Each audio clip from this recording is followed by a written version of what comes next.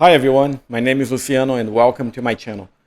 Well, I just did a little video a little while ago today, but I thought I would come back because that is a little something else that I wanted to share, which can be a little message of hope to all the other real targeted individuals out there. Well, before anything, let's say a little prayer. Father in heaven, we thank you for all the care, attention, support that you have been giving us. We ask you to continue giving us protection and teaching us the things that we need to understand to succeed on this process. We say that we love you and that we need you every second of the day. In the name of Yeshua HaMashiach, we say these words. Thank you, Father. Well, for those of you who watched the previous videos that I did a few years ago, you then knew that I was living in my car in Los Angeles for a while. And, being a targeted individual, a elect, we are at some points vulnerable. Mostly, I would say most of the times, if not all the times that we become extra vulnerable is when we fall in sin. So when we would have bad situations going on, then we would learn the consequences of it. And the consequences of it are we become a lot more vulnerable to the attacks, to the spiritual attacks. And as I said before, as every person is involved in the gangstalking and they all serve the enemy, they are all witches and warlocks and sorcerers. They are connected to these entities and these dark places, and every person works as a portal. I see it several times. I have seen several times.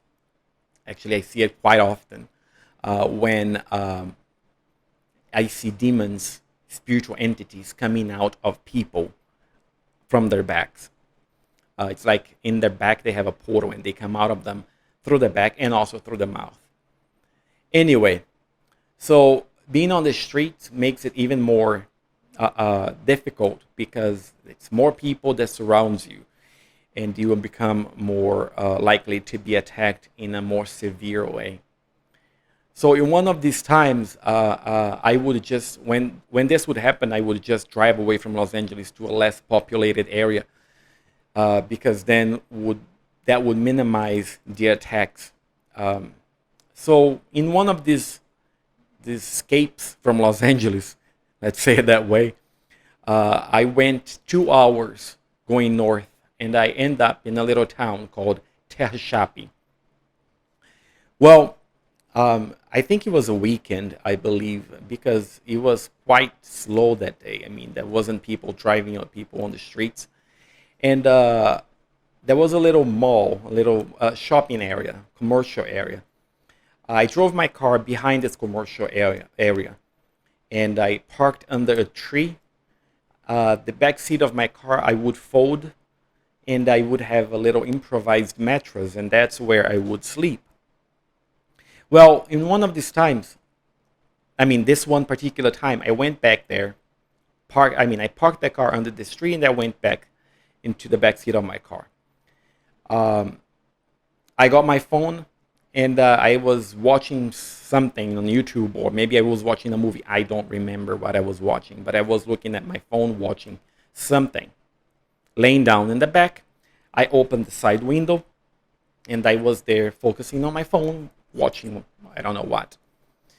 But then I remember that with the corner of my eye, I saw there was something moving there. So I look, and guess what? It was a bird.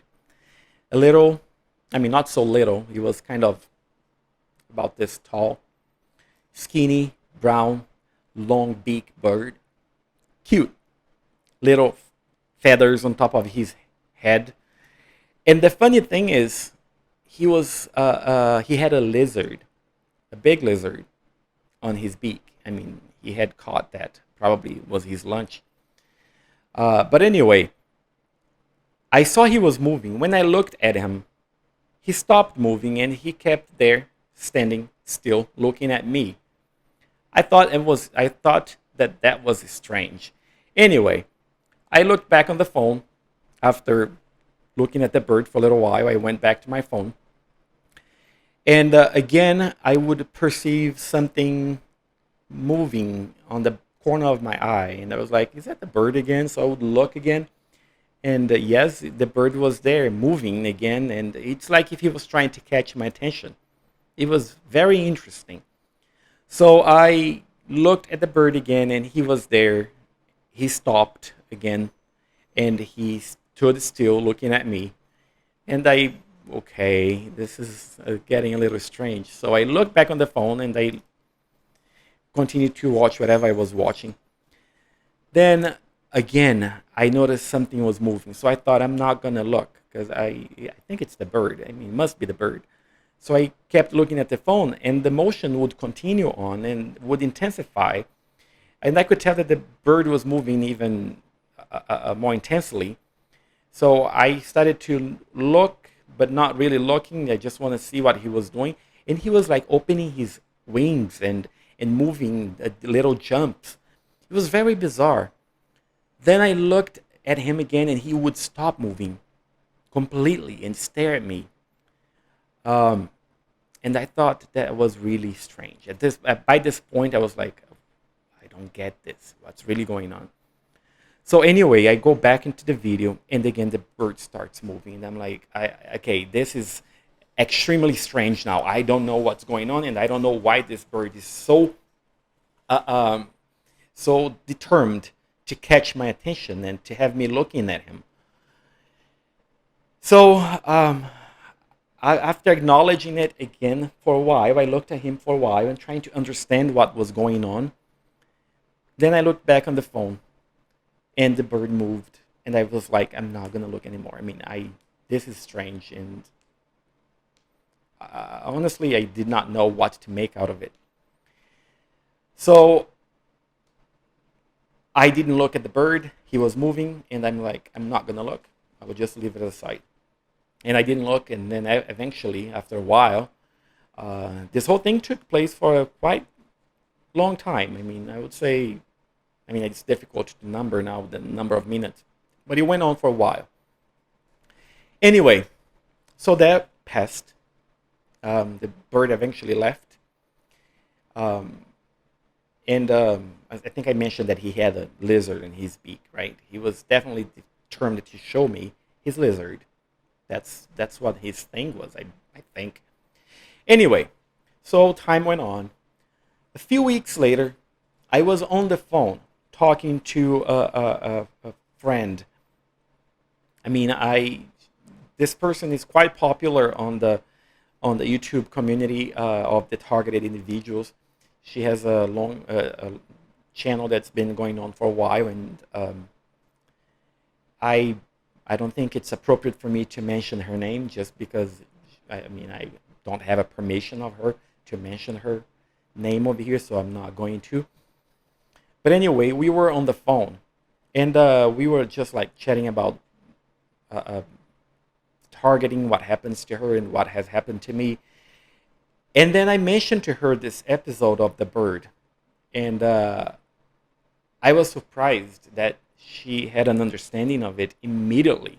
I mean, I hadn't even finished telling her the story, and she was already, "Oh my God, really? I know what happened. I know what that means. You haven't understood it?" And I was like, "No, I haven't." And she's like, "Okay, so this is what it means." So she said, "This is what she said. The bird. This was a message to you." She said, "This was a message. The bird symbolizes the angels. The angels. I mean, technically, I mean, not technically, the angels. The 144,000. The remnant. Us. We are the angels. So the bird symbolizes us. The lizard in his beak symbolizes the serpent seed, the enemy, the reptilians." And she said, "The message that was given to you is that it's about the time that we, the angels, are going to kill the reptilians." So it's a message of like ending, like this process is coming to a ending. And I was like, whoa, I have not thought about this yet. I mean, that totally makes sense. I liked her explanation, um, and it felt like it was very intuitive of her to come up with this so quickly like that. Anyway, um, I was happy with the message and with her interpretation. And we stopped the phone call, and time went by, and months later, um, I get a job offer in Salt Lake City, and I was required to go to a clinic to do a drug test. So I went to the clinic, and I get there probably about 10 or 11 in the morning, and there were other people that were already there, and people continued to get there after me, and they made me wait the whole day. I mean, I was there until I was the last person to walk out of the clinic by 7:30ish in the night. I was there the whole day. I mean, this was part of the targeting. I mean, they use every single opportunity to abuse us, to irritate us, to do some sort of harm, or whatever it is that they can do, they will do if they have the chance. So they kept me there. Like, people came and went, and people come and go. And anyway, so I was there for hours, sitting at the doctor's office. Uh, um, I had my bag with me, and a little sketchbook and a pencil. So out of the blue, I don't know why, I had the idea of making a draw of that bird that I had seen in Tehachapi, holding the lizard in his beak. So I get the sketchbook, and I got a pencil. So I start to make a drawing out of memory of what I had seen that day. I mean, of the bird with the lizard. So I penciled the whole thing, and this is what I drew. I'm going to show it to you. I'm going to put on the screen in a second. Let's see if I have it here. I'm going to time so I know how long it's going to take. Okay, so right now you are seeing at the bird, and this is what I drew. I wanted to pay attention to the feathers on his head, and the lizard in his beak, how he's holding it, the position of the lizard. Um, Watch this whole thing, and I'm going to show you something else later in a second. Okay, so that's what I drew out of memory from that bird over in Tehachapi, California, while sitting at the doctor's office running a drug test. It happens that I did get the job that I was testing for. I moved to Salt Lake. Um, that's where I am right now. I'm not at that job anymore. I quit, and I'm doing something else. But I moved to Salt Lake at that time for that job. Um, and and Now I'm running deliveries. I mean, I did a lot of things. I did FedEx, and now I'm doing delivery.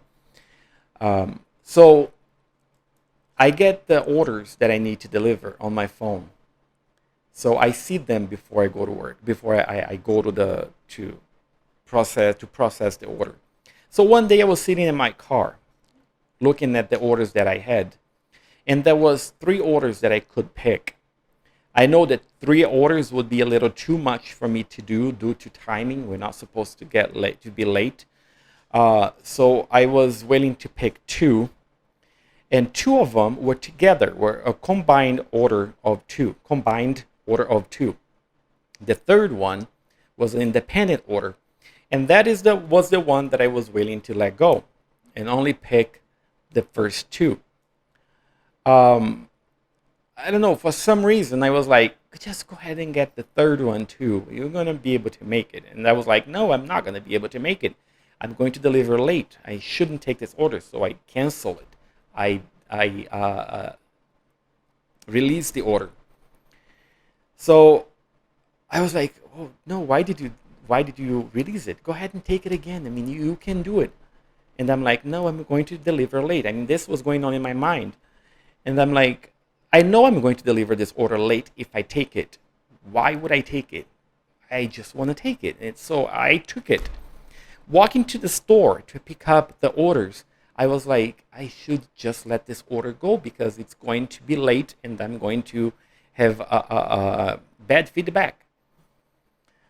Anyway, for some reason, I just did not let go of that order. And I was questioning myself, why would I keep it? When I went to do the order and I could no longer release it, I was like, I don't know why I kept this order. It doesn't make any sense. I know I'm going to deliver it late, and I shouldn't deliver late.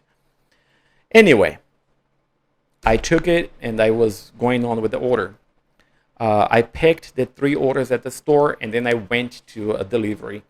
I first delivered the first 2 that was combined, and I left the third one for last. Well, the thing is, once I got there, then I understood why I had this impulse of keeping this third order when I should really let go. As I expected, I delivered it late. I was there late, as I knew I was going to be. But when I got to the door, to the person's door, I understood why. As I walked there to the store, to the person's door, this, which I'm going to show you now, was the first thing that my eyes saw. And I was like, whoa, I now completely understand why I took this order. I was supposed to be here. Not something, our Father, Yahweh, made me keep this order so I would be here to see this, to be a confirmation of what I had seen almost 2 years ago. As you see, this is a sculpture of a bird holding a lizard, and it's quite similar to the one that I had seen in Terra Chape and had later put into paper. Don't you think? I mean, look at the feathers on his hair, on his head. Look at the positioning of the lizard on his beak. Isn't it quite similar? Well, now look at both of them together. Look how similar they are. I mean, I saw this bird trying to catch my attention. I mean, determined to catch my attention, which was very bizarre. Then later on, out of the blue, I decided to put this into paper, just so I would have a hard piece of memory put in paper of what I had seen. And then later, now, I would verify with another presentation, let's say, of the same scenario. It's again the same bird. I mean, not the same bird, but it's again the bird holding the lizard. Very similar.